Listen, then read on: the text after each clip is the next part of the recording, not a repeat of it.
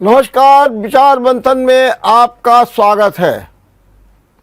अपने देश ने एक और रिकॉर्ड कायम किया है। कोरोना के मुकाबले में भारत की सफलताएं अद्भुत हैं। आज ही भारत सरकार ने बच्चों के लिए टीका को मंजूरी दे दी।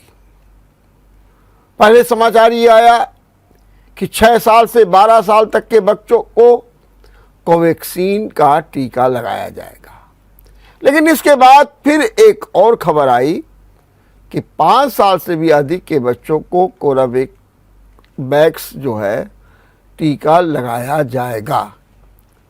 हालांकि अभी विस्तृत जानकारी नहीं आई है कब लगाया जाएगा, कब से शुरुआत होगी, कैसे शुरुआत होगी, क्या उनकी कुछ शर्तें भी होंगी कि नहीं होंगी, क्योंकि कहा यह जा रहा है कि कल प्रधानमंत्री इसी बढ़ते कोरोना पर एक बैठक लेंगे और इस बैठक के बाद जो है बच्चों के टीकाकरण के अभियान की शुरुआत हो जाएगी।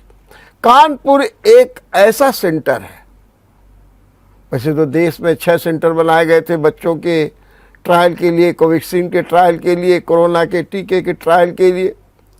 उनमें कानपुर की एक महत्वपूर्ण भूमिका रही है और उसके रिजल्ट्स भी अच्छे, चौंकाने वाले और बड़े व्यवहारिक रहे हैं। और इस दिशा में जिन डॉक्टरों ने अपनी अहम भूमिका का निर्वाह किया और प्राणपण से लगे रहे, बहुत ही व्यवहारिकता के साथ, अनुभव के साथ कोरोना से मुकाबले में अपनी शिद्दत हासिल की, ऐसे हैं doctor VN Tripathi. Doctor VN Tripathi आज हमारे साथ हैं। मैं आपका बहुत बहुत अभिनंदन करता हूं इस उपलब्धि के लिए कि बच्चों को टीकाकरण के क्षेत्र में आपने महान योगदान किया है। डॉक्टर वीएन त्रिपाठी का क्या परिचय है, वो तो इस शहर के जाने माने चेहरे हैं। मैं तो ये कहूँगा कि प्रदेश के हैं, डीजीएमई रहे, विभागाध्यक्ष रहे, बच्चों के तो खैर विशेषज्ञ हैं। ऐसे डॉक्टर त्रिपाठी का मैं एक बार फिर अभिनंदन करता हूं। सबसे पहले डॉक्टर साहब ये बताइए कि आज भारत सरकार ने ये कह दिया कि बच्चों को टीकाकरण होगा और 6 साल से 12 साल तक के बच्चों को कोवैक्सीन और जो 5 साल के बच्चे हैं कार्बेवैक्स का टीका लगाया जाएगा। पहले तो आप बताइए इसे आप किस रूप में देख रहे हैं? जी, ये बहुत खुशी की बात है। मैं भारत सरकार को, अपने माननीय प्रधानमंत्री जी को, नीति आयोग को, सभी को बहुत बहुत बधाई देता हूं। और मुझे खुशी कुछ ज़्यादा है, वो इसलिए कि मैं बच्चों में जो कोवैक्सीन है भारत बायोटेक लिमिटेड की, उसका जो क्लिनिकल ट्रायल अपने देश भर में हुआ था, उसमें उत्तरी भारत में दिल्ली के बाद कानपुर भी एक बहुत बड़ा सेंटर था और मैंने उसमें पूरा सहयोग किया है, क्योंकि मैं उस कोवैक्सीन का ट्रायल जो 2 वर्ष से लेकर के 18 वर्ष के किशोरों और बच्चों में हुआ था, मैं उसका चीफ इन्वेस्टिगेटर था। मैंने उसको ICMR, WHO और भारत सरकार की गाइडलाइन के अनुरूप उसका ट्रायल किया है और ट्रायल के नतीजे भारत सरकार को, ICMR को सौंपे हैं। वो बहुत ही उत्साहजनक थे। मैंने पहले भी आपके इस बहुत ही प्रसिद्ध JMD चैनल से आपके जनता को बताया था कि रिज़ल्ट बहुत ही उत्साहवर्धक हैं। 80 से 90% तक इम्यूनिटी है, टीके बहुत सेफ हैं और साइड इफ़ेक्ट्स बड़ों की अपेक्षा बहुत ही कम है। अतः मैं आज बहुत बहुत खुश हूँ। और उसमें तो मैंने 2 वर्ष से बच्चों से शुरू किया था और भारत सरकार ने 6 वर्ष से लेके ऊपर वाले यानी 6 से 12 का ग्रुप जो छूटा हुआ था, हम लोग बहुत डर रहे थे कि यही वर्ग हमारा छूटा है और बच्चों में कहीं कोई लहर ऐसी ना आ जाए कि बच्चे हमारे हों। तो अब ये बहुत ही स्वागत योग, सुरक्षा वाला और एक क्या कहेंगे जिसको बहुत ही खुशी वाला आज का दिन है। जी ठीक, डॉक्टर साहब से 2 बातें आई हैं। एक तो ये आई है कि कोवैक्सीन 6 से 12 साल तक के बच्चे और 5 साल से ऊपर वाले बच्चों को कॉर्बेवैक्स, इन दोनों में क्या फर्क है, क्या है ये? ये जो कोविड की वैक्सीन है जी करीब आधा दर्जन है जी जिसको भारत सरकार ने मान्यता दी है। इसमें 2 वैक्सीन जो हैं अपने भारतवर्ष में ही तैयार करी गई हैं। एक तो भारत बायोटेक इंटरनेशनल लिमिटेड द्वारा कोवैक्सीन और दूसरी जो serum institute of India Pune में है वो भी एक अंतर्राष्ट्रीय वैक्सीन का बहुत बड़ा सेंटर है कोविशील्ड के नाम से। इसके अलावा अपनी भारत सरकार ने कुछ विदेश में जो आयातित टीकों को भी मंजूरी दी है, जैसे कोवारिक्स है, जैसे कि फाइजर के को दिया है, इसके अलावा 2 और हैं उनको भी दिया है। तो अभी जो कोवैक्सीन को इतने छोटे बच्चों में उसकी अनुमति भारत सरकार ने नहीं दी। जो आज उसकी जो खबर जो सूचना जो दूरदर्शन के माध्यम से मुझे मिली है उसमें है कि वैक्सीन की कोविड-19 की जो वैक्सीन है एक आयातित वैक्सीन है, उसके यूज की अनुमति भारत सरकार ने दे दी है और बहुत ही शीघ्र with in couple of days 2 दिन के अंदर ये जनमानस में हमारे बच्चों को जो 6 से 12 साल के बीच के हैं उनको ये उपलब्ध होगी। डॉक्टर साहब मुझे जरा ये समझाइए कि ये जो कोवैक्सीन जो बच्चों की होगी तो जिसका उपयोग किया जाएगा, क्या ये वही कोवैक्सीन है जो बड़ों को दी गई है और उसमें या इन बच्चों में किसी भी प्रकार का कोई अंतर आप पाते हैं? जी नहीं, हाँ। ये इसमें कोई अंतर नहीं है। हाँ। जो बड़ों में दी जाती है वही हमारे बच्चों में दी जाती है। डोज 0.5 ml है, इंट्रामस्कुलर रूट से दी जाती है और सेम वैक्सीन जो बड़ों को लग रही अभी तक वही हमारे बच्चों को है। जी तो क्या अब तक क्यों ऐसी देरी की गई जबकि वैक्सीन वही थी? क्या ट्रायल किया जा रहा था? क्या ये माना जा रहा था कि पहले देख लिया जाए कि बड़ों में तो ठीक हो गई है लेकिन बच्चों में इसका ठीक रहेगा, तो इसके ट्रायल में समय लगा? जी बिल्कुल। हाँ। चूंकि बच्चे और किशोर जी दुनिया में जितनी भी वैक्सीन बनती हैं ये पहले हम लोग फेजेस में डेवलप करते हैं और जब फेज 1, फेज 2, फेज 3, फेज 1 में हम मेनली इसका सुरक्षात्मक तरीके बहुत कम लोगों में करते हैं। इसके फेज 2 में उससे ज्यादा संख्या बढ़ाते हैं और 2 ही चीजें देखते हैं कि ये वैक्सीन कितनी सुरक्षित है, यानी कि कहीं इसके साइड इफेक्ट तो ज्यादा नहीं है या इसकी उपयोगिता इसके जो साइड इफेक्ट हैं उससे कहीं कम तो नहीं है। और तीसरा फिर बहुत बड़ी संख्या में, हजारों की संख्या में फेज 3 ट्रायल होता है जिसमें हम देश भर में, कभी कभी दुनिया भर में मल्टी कहते सेंट्रिक इंटरनेशनल सेंटर्स, अपने देश में कई सेंटर्स वहां पे ट्रायल करते हैं। इसके बाद अपने ट्रायल के नतीजे बाकायदा इसके पैमाने होते हैं कि कितनी एंटीबॉडीज बनी है, कितनी सुरक्षा दी है और कितने साइड इफेक्ट्स हैं। और जो भी वैक्सीन 50% या 55% से ज्यादा एंटीबॉडीज बने और सुरक्षित है तभी इसको हम अगले ट्रायल के लिए परमिशन देते हैं और फिर भारत सरकार, ICMR, WHO इत्यादि जो हमारी जो क्या कहते हैं नियंत्रण करने वाली संस्थाएं हैं भारतवर्ष की और दुनिया की, और वो जब अनुमति देती हैं तो भारत सरकार की नीति निर्धारित कमेटी जो है जिसमें बाल रोग विशेषज्ञ भी हैं, पब्लिक हेल्थ के लोग हैं, प्रशासनिक लोग हैं, ये फिर यूज करने की अनुमति देते हैं और फिर इसको जनता के लिए हम लोग लगाते हैं। तो इस प्रक्रिया में 6 महीने से लेके 1 साल तक कभी कभी लग जाता है और संभवतः डॉक्टर साहब आपने जो प्रश्न किया कि इतनी देर क्यों लग गई, उसका यही कारण है। दूसरा ये कि बच्चों का जो सिस्टम है, बच्चे ग्रोइंग होते हैं, उनका मस्तिष्क की ग्रोथ हो रही है, किडनी की ग्रोथ हो रही है, हार्ट की ग्रोथ हो रही है, उनकी हड्डियों की ग्रोथ हो रही है। तो बड़ों की अपेक्षा बच्चों में हम अति सावधान रहते हैं और भी बड़े कंसर्न रहते हैं कि साइड इफेक्ट्स बच्चों में कहीं ज्यादा तो नहीं हो गए, इसलिए बच्चों में सबसे लास्ट में ट्रायल करके ये वैक्सीन की जो परमिशन दी गई अनुमति, शायद यही कारण है कि थोड़ा देर से मिली लेकिन मिल गई है। क्या जब आप लोगों ने ट्रायल किया है तो क्या कोई आपने सावधानी बरतने को कहा, कोई कंडीशन लगाई कि भाई देखिए हम इसको अनुमति तो दे रहे हैं या हम अपनी संस्तुति तो कर रहे हैं लेकिन इसको लगाते समय इन बातों का ध्यान रखा जाए, शर्तें, क्या ऐसा कुछ कंडीशंस आपने दी हैं? जी बिल्कुल। सबसे पहले तो ICMR और भारत सरकार की जो नियामक एजेंसी हैं, इसके अलावा जो हमारे स्पॉन्सर है जैसे भारत बायोटेक इंटरनेशनल लिमिटेड है, इनके खुद के अधिकारी, ICMR के प्रतिनिधि और भारत सरकार के कुछ विशेषज्ञ आके हमारे सेंटर को देखते हैं। इसमें जो इन्वेस्टिगेटर जैसे जो डॉक्टर्स हैं, उनकी योग्यता, उनका अनुभव और सेंटर पे उपलब्ध सुविधाएं, पुराना अनुभव इत्यादि को देख करके अनुमति देते हैं कि ये सेंटर अप्रूव्ड है। पूरी सुविधाएं, ICU की सुविधाएं, जांचों की सुविधाएं, इन्वेस्टिगेशन की सुविधाएं इत्यादि जो मूलभूत इंफ्रास्ट्रक्चर वगैरह देखते हैं। इसके बाद हम लोगों को जब अनुमति आ जाती है तो हम क्या करते हैं कि इनको अपने सूचना, व्यक्तिगत सूचना या और तंत्र से पब्लिक को सूचना देते हैं कि जो इसमें अपने बच्चों को वॉलंटियर बनाना चाहते हैं, जो इस जो ट्रायल है इसमें सम्मिलित होना चाहते हैं, तो वो आ सकते हैं। और जब हमें उपयुक्त उम्र एज के उपयुक्त ट्रायल वाले बच्चे और किशोर जब मिल जाते हैं, फिर उनकी हम शारीरिक जांच करते हैं।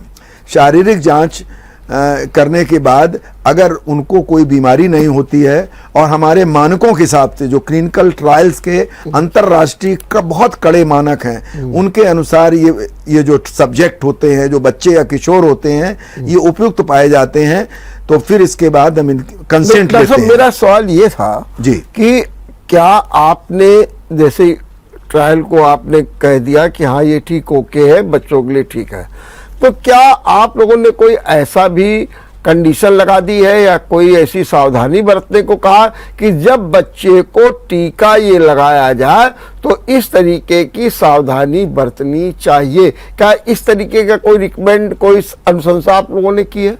जी, जब हमारे क्लिनिकल ट्रायल के अनुसार जो सब्जेक्ट या उपयुक्त पाए जाते हैं, तो कंसेंट लेने के बाद जो हमारी लिखित और ऑडियो वीडियो द्वारा फिर इन बच्चों को हम टीका लगाते हैं। इंट्रामस्कुलर 0.5 ml जो बड़ों को लगाते हैं वही बच्चों को, और फिर करीब 1 घंटा 45 मिनट से 1 घंटा इनको वहां अपने यहाँ हॉस्पिटल में इनका हम ऑब्जर्व करते हैं कि कोई साइड इफेक्ट तो नहीं है इमीडिएट। और इसके बाद इनको एक डायरी देके और अपने खुद का और हमारी जो टीम है उनके फ़ोन नंबर देके इनको कहते हैं और इनसे कहते हैं 6-6 घंटे में बच्चे का टेम्परेचर लेते रहें, बच्चे को कोई दर्द तो नहीं है, बच्चे को कोई अतिरिक्त कोई सिम्टम या लक्षण तो नहीं है, वो तुरंत संपर्क करें। इस तरह के देकर उनको भेज देते हैं। अब आप किसी को वैक्सीन लगाएंगे, जैसे मान लीजिए किसी बच्चे को आप 6 साल का है और कल आप वैक्सीन लगाएंगे, तो उसमें क्या क्या कोई सावधानी बरतनी पड़ेगी या अभी बच्चे को लगा देंगे और ठीक है जाओ बच्चा खेलो जा करके और तुम्हारे वैक्सीन लग गई? नहीं, हमारी टीम लगाने के बाद आपको जैसा हमने अभी बताया कि करीब 1 घंटा उनको ऑब्जर्व करते हैं। ये तो आप ट्रायल की बात कर रहे हैं जी। मैं कह रहा हूं कि जब अब टीका लगेगा, अब तो आपने अनुमति दे दी है और कल से मान लीजिए या परसों से जब भी है बच्चों को टीका लगाना शुरू हो जाएगा, जैसे 12 साल के, तो इन जो बच्चों को जो टीका लगाया जाएगा उसमें भी क्या कोई सावधानी बरतनी पड़ेगी लोगों को या फिर कोई सावधानी नहीं बरतनी होगी, सब सामान्य रूप से होगा? बिल्कुल, जैसे बड़ों में आधा घंटा से 1 घंटे तक ऑब्जर्व करते थे, वही प्रक्रिया हम बच्चों में भी अपनाएंगे। हमारे कुशल डॉक्टर वहां उपलब्ध रहेंगे और चूंकि सरकारी सिस्टम से है, अगर प्राइवेट से होगा तो प्राइवेट हॉस्पिटल में भी हमारे डॉक्टर उपलब्ध रहेंगे। हम बच्चे को ऑब्जर्व करेंगे, कोई इमीडिएट साइड इफेक्ट होता है। ज्यादातर 99% जो भी अगर गंभीर साइड इफेक्ट होते हैं वो 1 घंटे के अंदर हो जाते हैं। अगर 1 घंटे के अंदर नहीं, जैसे बड़ों को हमने कुछ हिदायतें देके, जैसे कि अगर कोई अनटुवर्ड चीज हो तो दूरभाष के माध्यम से हमारे हेल्थ वर्कर, हमारी नर्स और से संपर्क में कर सकते हैं। लेकिन हमने जैसा बताया कि ट्रायल में कोई ऐसे हमारे साइड इफेक्ट नहीं आए, इसलिए मुझे पूर्ण विश्वास है कि बड़ों की बात, बच्चों में भी कोई साइड इफेक्ट नहीं होंगे। अगर कोई होता है तो हमारी टीम उनसे बात करके उनको बुला के उनको दूर करेगी। अच्छा, ये भी हो सकता है डॉक्टर साहब कि जैसे कि सामान्यता ये था कि जो लोगों ने, बड़े लोगों ने टीका लगवाया, उसके बाद उनको बुखार आया, फीवर आ गया, तो आप लोगों ने पैरासीटामॉल दे दिया कि आप इसको ले। क्या बच्चों में भी ये स्थिति हो सकती है? जी बिल्कुल। जो एक मेडिकेशन है या सेल्फ मेडिकेशन कह सकते हैं, हम उनके माता पिता और संरक्षक को हिदायत देते हैं कि इसका तापक्रम टेम्परेचर नापते रहें। अगर किसी समय 100 या इससे ज्यादा निकलता है तो पैरासिटामोल सिरप छोटे बच्चों को हम लोग डिपेंड करता है एज के हिसाब से, वो अच्छे टेबलेट ले सकते हैं, उनको एडवाइस करते हैं जी। और अगर ये तेज बुखार कंटिन्यूअस अगर आए तो उनको मैं ये सलाह देता हूं कि तुरंत हमारे डॉक्टर्स और हमारी नर्स या पैरामेडिकल से संपर्क करें और उसके अनुसार ये व्यक्तिगत रूप से अगर कोई साइड इफेक्ट होता है जो 1 in 1000 हो सकता है, उसके लिए हम लोग तत्पर रहते हैं और हमेशा 24 घंटे सहायता करने के लिए तैयार रहते हैं। डॉक्टर साहब ये बताइए, क्या भारत सरकार को इसलिए बच्चों के टीके पर निर्णय लेना पड़ा तुरंत, क्योंकि इन दिनों ये माना जा रहा है कि चौथी लहर की आहट आ गई है और इसमें जो XE वेरिएंट है वो बच्चों को अपनी चपेट में ले रहा है। सामान्यतः फ्लू के लक्षण दिखाई देते हैं, एक्सपर्ट्स कह रहे हैं कि अरे मामूली लक्षण होते हैं, कोई ज़्यादा परेशानी की बात नहीं है। इसीलिए वो मास्क की तो अनुशंसा कर रहे हैं, सोशल डिस्टेंसिंग की तो अनुशंसा कर रहे हैं, लेकिन स्कूल बंद करने की अनुशंसा नहीं कर रहे हैं, बल्कि ये भी कह रहे हैं कि भीड़ भाड़ में मत जाए। तो क्या ये जो XE वेरिएंट है जो आया है, ये क्या बच्चों में तेजी के साथ अपने चपेट में ले रहा, इसीलिए भारत सरकार को तुरंत निर्णय लेना पड़ा? डॉक्टर साहब, आपने बिल्कुल आपका जो कंसर्न है और वो बिल्कुल सही है, मैं उससे पूर्णतः सहमत हूँ कि कोविड-19 कोरोना ठीक है खत्म हो गया है, बीच बीच में लहरें आती रहती हैं और उसका कारण है कि इसका जो हमारी हर्ड इम्यूनिटी है और दूसरा है वैक्सीनेशन। लेकिन जो वैक्सीनेटेड नहीं है, जैसे कि बच्चे हैं, किशोर, उनके लक्षणों पे पेरेंट्स को, संरक्षकों को ध्यान देना पड़ेगा। अगर किसी बच्चे को अचानक बुखार, गले में दर्द, जिसको टॉन्सिल कह के लोग अक्सर कर देते हैं, सिर में दर्द है, पेट में दर्द है, कभी कभी लूज मोशंस भी हो सकते हैं, बड़े बच्चे मांसपेशियों में, हाथ पैरों में ऐंठन और दर्द बता सकते हैं, और अगर ऐसे लक्षण हैं तो बच्चों को, ऐसे बच्चे को तुरंत आइसोलेट कर दीजिए, N95 टाइप का मास्क पहना दिए अगर 6 साल से ऊपर का बच्चा है, और अगर ये 2-3 दिन के अंदर बच्चे को आराम नहीं मिलता है तो अपने डॉक्टर से संपर्क करें और कोविड की जांच कराएं, जो कि शहर में, हर शहर में उपलब्ध है, चाहे जिला लेवल के हों चाहे बड़े लेवल को। बच्चों में कोविड-19 के लक्षण एक सामान्य फ्लू की तरह होते हैं, लेकिन सामान्य फ्लू 3 से 4 दिन में ठीक हो जाता है।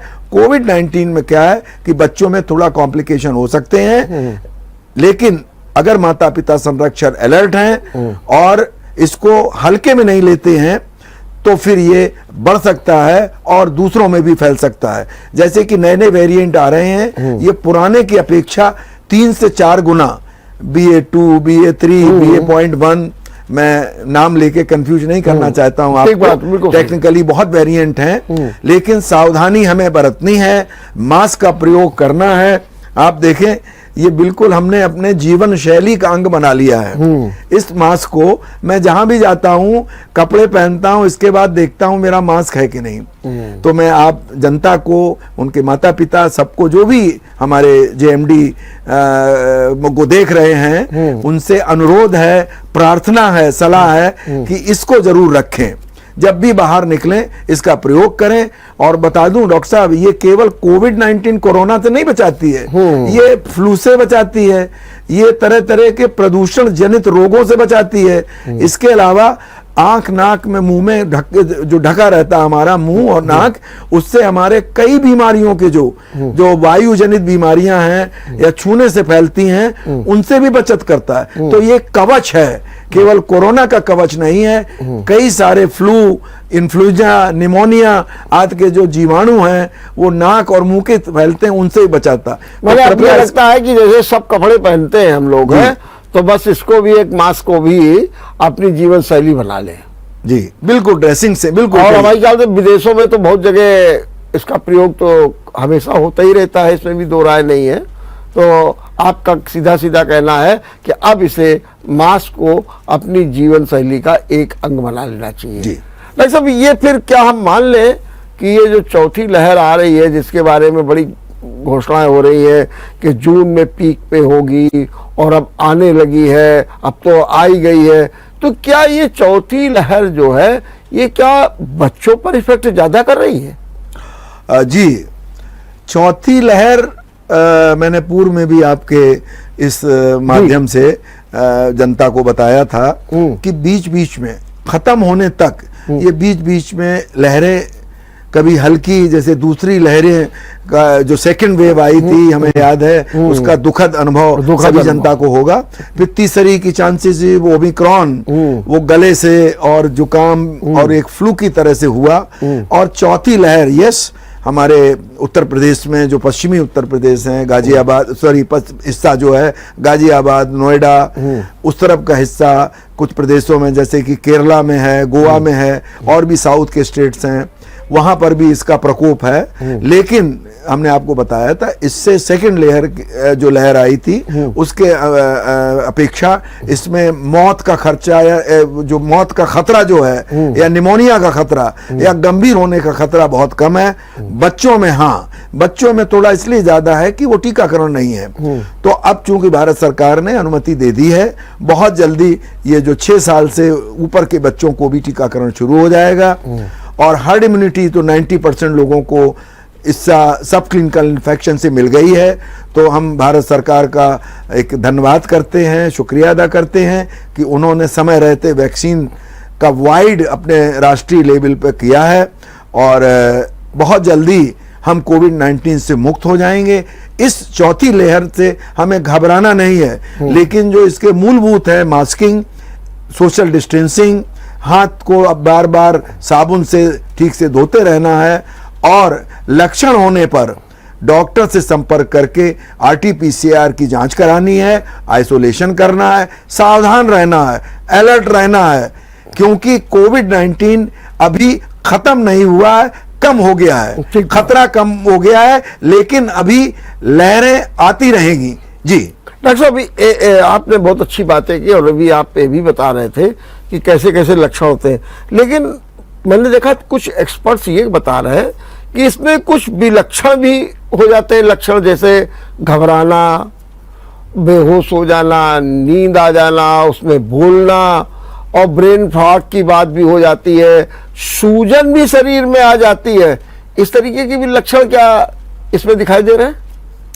जी, बच्चों में ये लक्षण कम मिलते हैं लेकिन बड़ों में ज्यादा मिलते हैं जी, क्योंकि ऐसा कोई अंग नहीं है। मैं अपनी सुधी जो हमारे दर्शक हैं इनको डराना नहीं चाहता हूं, लेकिन कोविड-19 ऐसी विचित्र कोरोना बीमारी रही है कि इसके लक्षण हम डॉक्टरों को भी नहीं मालूम थे और बहुत सी चीजें ये दुनिया में पहली बार आई है। हम लोग केवल अपने चिकित्सा छात्र जीवन में किताबों में केवल पढ़ते थे कि कोरोना वायरस भी कोई होता है माइक्रोबायोलॉजी में। तो चूंकि इस बीमारी में हर बार की लहर में लक्षणों का जो एक स्पेक्ट्रम है वो अलग अलग होता है। अलग हुआ जी, तो इसमें बिल्कुल सही कहा आपने कि सूजन भी आ सकती है, इसमें हार्ट पे भी असर हो सकता है, इसमें मस्तिष्क पे भी असर हो सकता है, इसमें शरीर की जो किडनी गुर्दे हैं उन पे असर हो सकता है। पहले से जो एग्जिस्टिंग बीमारियां हैं जो हमारे वरिष्ठ को या हमारे यंग एडल्ट्स को हैं उनमें उतार चढ़ाव आ सकता है। तो फिर वही बात आ रही है कि अपने लक्षण, अपनी तकलीफ अपने फैमिली डॉक्टर को बताएं, हल्के में न लें और जो भी लक्षण है या उसकी जांच कराएं और अपने डॉक्टर से संपर्क में रहें, खुद डॉक्टर ना बने। जी, ये जो आपके नए लक्षण भी आपने बताया, जैसा मैं, ये बड़ों में दिखेंगे, बच्चों में नहीं दिखेंगे? जी, बच्चों में बड़ों की अपेक्षा कम दिखेंगे, इसके लक्षण कम होते हैं। जी। दूसरा एक कारण है कि बच्चे अपनी समस्या खुद नहीं बता पाते हैं, तो माता पिता और घर के जो संरक्षक हैं, हमारे जो उनके घर के बड़े लोग हैं, उनको खुद ये देखना पड़ेगा कि बच्चे में कहीं सूजन तो नहीं है, बच्चे की सांस की रफ्तार क्या है, बच्चे का सैचुरेशन लेवल क्या अगर पॉजिटिव आ गया है, बच्चे की खाने पीने में क्या दिक्कत है, बच्चा कहीं डिहाइड्रेशन तो नहीं हो रहा है, बच्चा कहीं शॉक में तो नहीं जा रहा है। हालांकि ये बहुत कम है, ये लेस देन 0.1% है, लेकिन चूंकि बच्चा स्वयं अपने अपने प्रति उतना जिम्मेदारी से नहीं बता सकता है, वो माता पिता संरक्षण पर निर्भर है। तो ये जब भी बच्चे को ऐसे लक्षण मिले तो पेरेंट्स को, माता पिता और उनको चाहिए कि वो खुद अलर्ट रहें और उस पर नजर रखें। अगर कोई ऐसे लक्षण होते हैं जैसे कि बच्चा खाना पीना छोड़ दे, कि सुबह से शाम हो गई उसने कुछ खाया ही नहीं, 2 बिस्कुट खाए केवल, या बच्चा बराबर सो रहा है, या बच्चा सुस्त हो रहा है, बच्चा नीला पड़ रहा है, बच्चे की सांस तेज चल रही है, बच्चे का सैचुरेशन नापा वो 90% से 92% से नीचे जा रहा है, तो इन सबको लक्षण को देखें। अगर उसको कोविड पॉजिटिव है या कोई बीमारी है, ये ऐसे लक्षण हैं कि हर बच्चे में देखना चाहिए। अगर हो तो तुरंत अपने डॉक्टर से संपर्क करें, राय लें। ओपीडी में राय ले सकते हैं या डॉक्टर की राय से अगर भर्ती करना पड़े, जो कभी कभार हो सकता है, उससे संकोच न करें, डॉक्टर की राय से उस बच्चे का इलाज कराएं। चलिए, हम यहाँ पर एक छोटा सा ब्रेक लेंगे। ब्रेक के बाद आपसे चर्चा जारी रखेंगे। ब्रेक के बाद आपका एक बार फिर स्वागत है। हम चर्चा कर रहे हैं बच्चों के टीकाकरण की और साथ में है हमारे डॉक्टर वीएन त्रिपाठी। त्रिपाठी जी, मुझे जरा ये समझाइए कि कुछ बच्चे ऐसे होते हैं जो जन्म से ही अस्वस्थ होते हैं, कुछ एबनॉर्मल भी हो जाते हैं बच्चे। क्या ऐसे बच्चों को भी टीकाकरण होना चाहिए? जी बिल्कुल। बच्चों को अगर अस्वस्थ हैं, अगर बहुत तेज बुखार है या बच्चों को बहुत तेज डायरिया है, उनको छोड़ के अगर डॉक्टर आपको देखेगा, सामान्यतः हल्की पुल्की बीमारी जैसे थोड़ा जुकाम है या 1-2 मोशन आ गए या बच्चे को थोड़ा बुखार है, 99 से ज्यादा नहीं है, तो ऐसे बच्चों को, किशोरों को हम सामान्य टीकाकरण की तरह कोविड-19 का भी टीकाकरण कराते रहते हैं। उसमें कोई चिंता की बात नहीं है। अच्छा, बच्चों पे अब तो ये हो गया कि जब बच्चा का जन्म होता है तो एक बड़ा सा चार्ट पकड़ा दिया जाता है, 6 महीने बाद ये टीका, 9 महीने बाद ये टीका, फिर 1.5 साल बाद ये टीका, 3 महीने बाद ये टीका, और एक लंबा चलता रहता। क्या अगर ये सामान्यकरण टीका चल रहा हो तो ऐसे में भी बच्चे को लगवा देना चाहिए? कोई दिक्कत तो नहीं आएगी? जी डॉक्टर साहब, आपने बहुत ही महत्वपूर्ण और बड़ा हमारे सबके लिए सब इसका आंसर चाहते होंगे। बिल्कुल, कि जन्म से ही हर शिशु को टीकाकरण शुरू हो जाता है और जन्म के पहले गर्भवती माँ को भी टीके लगते हैं, जैसे टेटनस का है। तो जन्म के प्रथम सप्ताह से ही टीकाकरण शुरू हो जाता है, जैसे कि पोलियो की ड्रॉप, बीसीजी का टीका और हेपेटाइटिस बी का। इसके बाद फिर ये सतत चलता रहता है पूरा शिशु को शैशव काल में, जैसे इन्फेंट्स में, फिर और बड़े होते हैं, फिर किशोरों को भी टीका होता है और बड़ों को भी, यानी कि हमारी आपकी उम्र जो बड़े लोग हैं, सीनियर सिटीजन हैं, उनको भी टीकाकरण की जरूरत है। तो सामान्य टीकाकरण जो है, आपके डॉक्टर आपको एक तालिका बताते, इम्यूनाइजेशन कार्ड देते हैं, उसके अनुसार अपने डॉक्टर से, सरकारी या प्राइवेट जो भी है, सीएससी, पीएससी, ग्रामीण इलाके में आशा, एएनएम वर्कर हैं, उनकी सलाह से लगवाते रहिए। कोविड-19 के टीके का अन्य टीकाकरण से कोई विरोध नहीं है, कोई इंटरेक्शन नहीं है। ये भी चलता रहेगा। सरकार का, भारत सरकार का कार्यक्रम या हमारा जो कार्यक्रम है प्रदेश और अपनी भारत सरकार का, और जो सामान्य टीकाकरण है, कृपा करके उसको जारी रखें। उसको कोविड, कि साहब कोविड का लग गया इसलिए उसमें कोई डिस्टर्ब कतई नहीं, वो सामान्य रूप से चलता रहेगा, उसमें कोई रुकावट नहीं होनी चाहिए। ये अतिरिक्त टीका है जो आपको लगेगा कोवैक्सीन का, वो आपको डॉक्टर लगाएंगे और सरकारी व्यवस्था से अभी चल रहा है। हो सकता है कि आके प्राइवेट डॉक्टर्स या प्राइवेट हॉस्पिटल अप्रूव हो जाएं और पेमेंट के बाद लगाएं। जी, और ये भी है डॉक्टर साहब कि क्या इन बच्चों में भी बूस्टर की डोज की व्यवस्था होनी पड़ेगी? इसमें जो टीकाकरण की व्यवस्था, जैसे कि अभी हमने बड़ों को लगाया है या बच्चों में लगाया, जो बात कि 12 वर्ष से ऊपर के बच्चों में, 12 से 15, 15 से 18, उसी तरह अभी ये सरकारी शासकीय व्यवस्था है। और मुझे जैसे कि पता लगा है कि बहुत जल्दी कुछ प्राइवेट हॉस्पिटल्स, प्राइवेट डॉक्टर्स भी इसको लगाएंगे और एक उसके चार्जेस भी फिक्स होंगे। सरकार ने अभी अलग अलग जो सूचना आ रही है आपको अखबारों के माध्यम से पता लग जाएगी, लेकिन ये महंगे नहीं होंगे। इनकी कीमत 200, 250, 300 रुपए से ज्यादा नहीं होगी। तो मेरा सवाल ये है कि क्या बच्चों को भी बूस्टर डोज लगवानी पड़ेगी? बच्चों को बूस्टर डोज लगवानी पड़ेगी बड़ों की भांति। भागों की अभी तक शोधों से, जो रिसर्च से और जो हमने बड़ों में देखा कि 6 महीने के बाद, 6 महीने और से साल भर के अंदर इसकी जो एंटीबॉडीज हैं वैक्सीन से जो हमारी प्रोड्यूस हुई हैं वो कम होने लगती हैं, और एक शरीर में, ब्लड में एक डेफिनेट निश्चित एंटीबॉडी लेवल मेंटेन करने के लिए बूस्टर डोज की आवश्यकता है। तो वही हमें बड़ों में जैसे लगाई जा रही है उसी तरह बच्चों में भी इसकी आवश्यकता होगी। अभी तक के जो रिसर्च है, अभी तक का जो इसके अनुसंधान हुआ उसमें ये है, लेकिन पहले शुरुआत तो हो, फर्स्ट लगे, सेकंड लगे, इसके बाद फिर बूस्टर डोज की बात आएगी। बड़ों की बात, बच्चों में भी बूस्टर डोज की आवश्यकता होगी, ऐसा मेरी राय है और ऐसा ही होने जा रहा है। एक बात डॉक्टर साहब ये बताइए कि बहुत सी माताएं हैं और बहुत से बच्चे सुई से बहुत डरते हैं। बहुत सी माताएं कहेंगे नहीं ठीक हमारे बच्चों का क्या होना है, जैसा कि एक धारणा लोगों में बनी है, और टीकाकरण हो रहा है हम लोग ध्यान रखेंगे। आपकी जरा ऐसी माताओं के लिए आपकी क्या सलाह है, क्या करना चाहिए? बिल्कुल बिल्कुल, एक तो माता पिता जो हैं, माताएं हैं, डरे नहीं।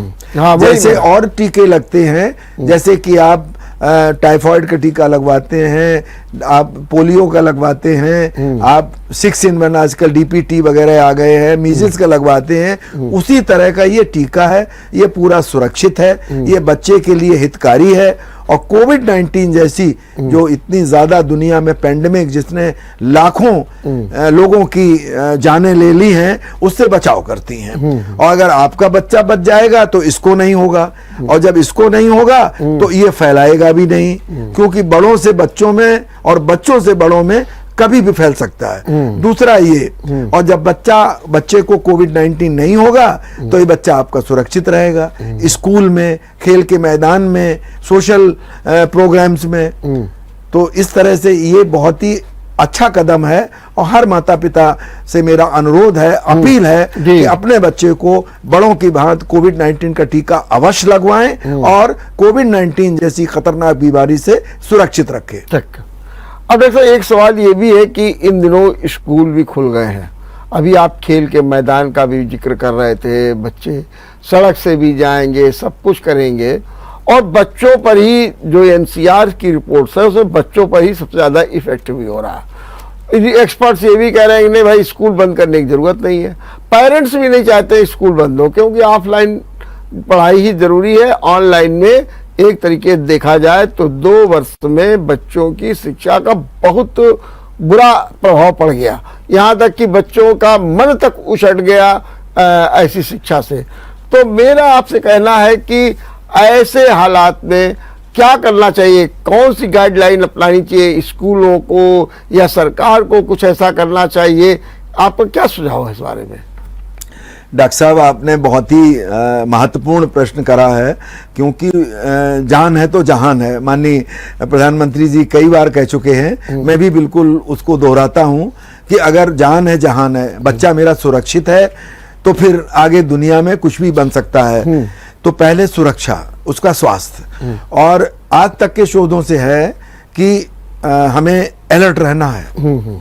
बच्चे को स्कूल भेजना है जैसी गाइडलाइंस हैं, जब तक कि कोई सरकार द्वारा, शासन द्वारा इस तरह की वो ना हो, तो ऑनलाइन की जगह अब ऑफलाइन स्कूल कॉलेजेस हैं, वो चलने चाहिए। बच्चे को जो एटिकेट्स हैं या कोविड एप्रोप्रिएट बिहेवियर है, जैसे उचित मास्क का प्रयोग 6 साल से ऊपर बच्चों को, उनको भीड़ भाड़ में जाने का, उनको छींकने की एटिकेट्स, उनको हाथ धोने का या सैनिटाइजर से अपने हाथों को बीच बीच में लगाते रहना चाहिए, और टीकाकरण के लिए प्रेरित करिए। बड़े बच्चे समझते हैं। मुझे याद है क्लिनिकल ट्रायल में हमारे पास डॉक्टर साहब, डॉक्टरों के बच्चों ने वॉलंटियर बने, ज्यादा से ज्यादा 50% ज्यादा डॉक्टर लोग आए। बड़ा अच्छा लगा कि डॉक्टर न केवल इलाज करते हैं, कोरोना जैसी बीमारी में अपनी जान को जोखिम में डाल के एक जिम्मेदारी के तौर पे उन्होंने किया, और अब अपने बच्चों को कोरोना के ट्रायल वैक्सीन में वॉलंटियर बना के भेजा। डॉक्टर साहब, मेरे पास लखनऊ से बच्चे आए, मेरे पास कानपुर देहात, औरैया, इटावा से आए। एक अच्छी चीज है, अच्छी सोच है समाज के प्रति हमारे डॉक्टर तो पैरामेडिकल की। तो बच्चों को अलर्ट रहें, और जैसी नीति है राज्य सरकार की उनसे अनुसार, और मुझे पक्का विश्वास है कि अब ऐसी चीज नहीं आएगी कि स्कूल कॉलेज बंद करने पड़े और पुरानी वाली स्थिति। और एक मैं और चीज आपको बता दूं कि बच्चों की इम्यूनिटी कैसे बढ़ेगी। इसके लिए डॉक्टर साहब मैं चाहता हूं अपनी आपके जो जेएमडी के जो जनता देख रही है उनके लिए एक सूत्र बता दूं। गोविंद, गोविंद होता है, इसकी स्पेलिंग होती GOBIND। गोविंद का अगर ध्यान रखेंगे तो बच्चे के स्वास्थ्य संबंधी जो मूलभूत चीजें हैं आपको तुरंत याद हो जाएंगी। मैं अगर समय हो तो मैं जनता को बता दूं, GOBIND। गोविंद, गोविंद चूंकि ईश्वर का भी नाम है, तो गोविंद में जी माने होता है कि ग्रोथ मॉनिटरिंग। समय समय पर बच्चे को डॉक्टर के यहाँ जाके उसकी हाइट, वेट और उसका सब दिखाते रहें, नाप तौल कराते रहें। दूसरा आता ओ माने ओरल रिहाइड्रेशन थेरेपी, यानी कि डायरिया एक किलर है, घर में इसको रखें और जब भी डायरिया हो उसको बच्चे को ORS का घोल दें। बी माने ब्रेस्ट फीडिंग, यानी शिशु को जन्म के 1 घंटे के अंदर से माँ का दूध पिलाएं और 6 महीने तक माँ का दूध पिलाएं, उसके अलावा कुछ न दें। और 6 महीने के बाद शिशु को माँ के दूध के साथ साथ घरेलू आहार जरूर दें। इसके बाद आई आता, आई माने इम्यूनाइजेशन, पूरी बात हो रही है, सामान्य टीकाकरण और कोरोना का वैक्सीन भी लगवाएं। इसके बाद आई के बाद एन आता है न्यूट्रिशन, बच्चे के पोषण का ख्याल रखें, उसको प्रोटीन दें, उसको फल दें, उसको घरेलू पदार्थ दें। अगर अफोर्ड कर सकते हैं, अंडा खाता है तो अंडा भी दें। जो भी आपके परिवार के अनुसार, आपकी आस्था के अनुसार है वो पोषण दें। पोषण अतिरिक्त दें। हम लोग 3 बार खाते हैं, छोटे बच्चे 5 साल से छोटे, इनको 6 बार दें। इसके बाद आता है डी माने डॉक्टर, डी माने ड्रग। उसमें क्या करें कि डॉक्टर से पूछ के दवा दें, खुद डॉक्टर ना बने। तो ये गोविंद अगर याद रखेंगे, बच्चों की इम्यूनिटी बढ़ेगी, बच्चे स्वस्थ रहेंगे, उनको कोरोना या अन्य बीमारियों का खतरा कम होगा। तो गोविंद को याद रखें, बच्चा स्वस्थ रहेगा, इम्यूनिटी बढ़ेगी। यही मेरी अपने सलाह है अपने जेएमडी के दर्शकों को। गोविंद को याद रखें, गोविंद चूंकि भगवान का नाम है तो ये सरल भी है। डॉक्टर साहब, ये मेरा अपनी जनता को आज एक लाइन में अगर संदेश अंतिम है तो मैं ये कहना चाहता हूँ। चलिए, मैं एक का सवाल और पूछना चाहता हूँ, क्योंकि ये मास्क जो है कितने वर्ष तक के बच्चों को पहनना चाहिए? नंबर 1। नंबर 2, इसमें भी बड़ा कंफ्यूजन है। कोई कहता है कि कपड़े का मत पहनिए तो बेकार है, इससे तो और हो सकता है। दूसरे लोग कहते हैं कि नहीं, NH9 आता उसको पहन लीजिए। तीसरे लोग कहते हैं नहीं, सर्जिकल वाला लगा दीजिए। तो ये बच्चों के लिए मैं खास तौर से पूछ रहा हूं कि कौन से मास्क की जरूरत पड़ती है और कौन से मास्क का उपयोग कराना चाहिए? डॉक्टर साहब, बहुत ही महत्वपूर्ण प्रश्न है, जनता इसका चाहे भी। सबसे बड़ा तो है कि 5-6 साल तक के बच्चे, इनको हम लोग मास्क एडवाइस नहीं करते हैं कि बच्चों, चूंकि इनमें सांस लेने में दिक्कत, सफोकेशन या हो सकता है और समझ भी कम होती है इन छोटे बच्चों में।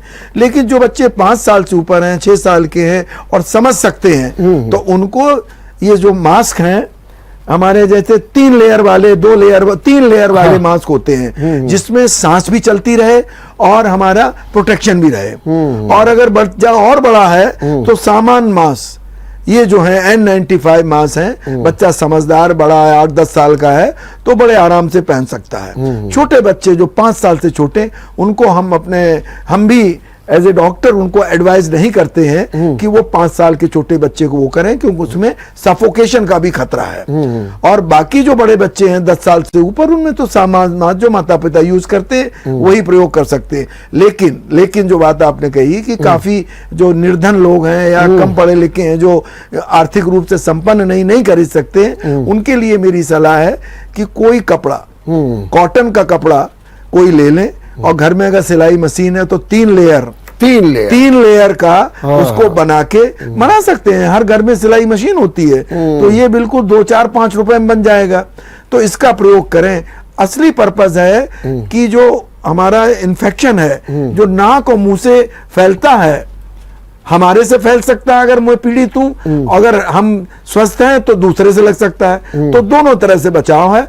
5-6 साल के ऊपर के बच्चों को कपड़े से बना मास्क, जो हमारे आर्थिक रूप से जो वो हैं 3 लेयर से कम नहीं होना चाहिए, वो प्रयोग करें। और बड़े अगर अफोर्ड कर सकते हैं 10 साल से ऊपर के बच्चे, 8-10 साल के, तो सेम मास्क 995 या और भी कंपनियां आती हैं, उसको प्रयोग करें। हमें प्रोटेक्शन करना है, मास्क का प्रयोग करना है, और ये हमें बच्चों और किशोरों को भी सिखाना पड़ेगा। जब भी घर से बाहर निकले इसका प्रयोग जरूर करें। भाई साहब, मैं एक आपसे बार बार कुछ ऐसे सवाल आ जाते हैं तो पूछना पड़ता है। एक सवाल ये भी है कि आपने भी कहा कि बच्चों को भीड़ से दूर रखें, मास्क पहनाएं, हाथ धुलाते रहें, उनको पोषण उनका ठीक हो। स्कूल वालों को क्या करना चाहिए? और जो खेल के जो स्पोर्ट्स कॉम्प्लेक्स बनाए, क्योंकि अब तो गर्मियों के वहाँ पर भी जाएंगे, स्विमिंग पूल में भी बच्चे जाएंगे, टेनिस भी खेलेंगे जा करके सबको, तो इन लोगों को भी तो कोई ना कोई पालन करना चाहिए। जी बिल्कुल। सरकार की तरफ से और एज ए डॉक्टर हमारे स्कूल के प्रबंधकों, मालिकों से ये अनुरोध है, और हम लोग करते भी रहते हैं। सरकार ने लिखित रूप में भी, भारत सरकार ने, प्रदेश सरकार ने और जिला लेवल पे भी इनको हिदायतें दी हैं, गाइडलाइंस भेजी हैं कि इनका जो भी बच्चा स्कूल में जाए, एक तो मास्क का प्रयोग करे, क्लास में भी और कहीं भी। नंबर 2, उनका टेम्परेचर, अगर किसी चीज को बुखार है, स्वतः कहता है या ये स्कूल की जिम्मेदारी है, कॉलेज की, कि उसका टेम्परेचर, तापक्रम नापने की व्यवस्था हो। और ये है, हमने कई स्कूलों में देखा। अगर नहीं है तो तुरंत कर लें। तीसरा, अगर बच्चे को कोई बुखार है तो तुरंत उसको घर भिजवाने की व्यवस्था करें, और उसके माता पिता को फोन करके बताएं, और डॉक्टर के अनुसार उसका इलाज करें। तो ये 3 चीजें हैं। मास्क का प्रयोग करें, बच्चे को बुखार नापने की कंपलसरी व्यवस्था होनी चाहिए, और एक डॉक्टर का, एक कहते ना, एक चिकित्सा कक्ष जो हमारे स्कूली कॉलेज शिक्षा में मैंडेटरी है, वो हर स्कूल में होता है और होना चाहिए। जिसको कि आइसोलेशन में है कि बच्चे को कोई तकलीफ है तो वहां जाके बच्चा जा सकता है। That should be air condition, और वहां पे नर्स उपलब्ध होनी चाहिए, और फर्स्ट एड का पूरा सामान होना चाहिए। मैं अपने दर्शकों को याद दिला दूं, कुछ साल पहले एक दुखद घटना दिल्ली में हुई थी। एक बच्ची एस्थमेटिक थी, और उसको समय से स्कूल में उसको फर्स्ट एड नहीं मिल पाई, और वो बच्ची काल कवलित हो गई। तो ऐसा और स्कूलों में ना हो, तो स्कूल के मालिकों से, प्रबंधकों के, प्रधानाचार्यों से, शिक्षकों से अनुरोध है कि वो ये फर्स्ट एड की व्यवस्था रखें। बच्चों के टेम्परेचर नापने का जो आजकल लेजर वाला आ गया, थर्मोमीटर, उसको कंपलसरी हर बच्चे का लें। तीसरा, मास्क का प्रयोग करें, और अगर बच्चे को कोई लक्षण है, उनके पेरेंट्स को इन्फॉर्म करके बच्चे के इलाज के लिए उसको प्रेरित करें, और फर्स्ट एड की सुविधा हर स्कूल में होनी चाहिए। ये मेरा अनुरोध है, अपील है और सलाह भी है। चलिए, बहुत बहुत धन्यवाद, बहुत बहुत धन्यवाद डॉक्टर साहब। आपने बहुत अच्छे ढंग से अपनी प्रस्तुति से एक जन जागरूकता का एक महाअभियान में महान आहुति दी है। इसके लिए मैं आपका एक बार फिर धन्यवाद देता हूं, और अपने सभी दर्शकों से आग्रह करता हूं कि घबराने की बिल्कुल बात नहीं है चौथी लहर से। सिर्फ जागरूक रहिए, सतर्क रहिए, सावधान रहिए, मास्क का प्रयोग करते रहिए, भीड़ भाड़ से बचे रहिए, और सोशल डिस्टेंसिंग बनाए रखिए, और हाथ धोते रहिए, और जरा खाने पीने में भी थोड़ा सा ध्यान रखिए। देखते रहिए विचार मंथन। नमस्कार। अगर आपको हमारा वीडियो पसंद आया हो तो हमें लाइक करें, सब्सक्राइब करें और ज्यादा से ज्यादा शेयर करें और हाँ, बेल आइकॉन दबाना ना भूलें ताकि हर खबर का अपडेट आप तक पहुंचे तुरंत। आप हमें इंस्टा, ट्विटर और फेसबुक पर भी फॉलो कर सकते हैं। हमारी आईडी है @JMT News।